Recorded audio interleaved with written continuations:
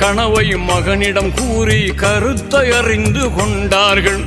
இறைவனுக்காக தன் உயிர் தரவும் இஸ்மாயில் நபி செய்தார்கள். அன்னை ஹாஜிரா இதனை அறிந்து அழுது புலம்பியே துடித்தார்கள்.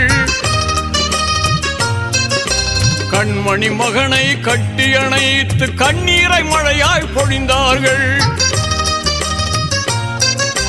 குலமகன் தன்னை குர்பானி கொடுக்க கொஞ்சமும் அஞ்சாமல் பலியிட துணிந்த ஹஜ்ஜு பெருநாள், அதுவே தியாக திருநாள்.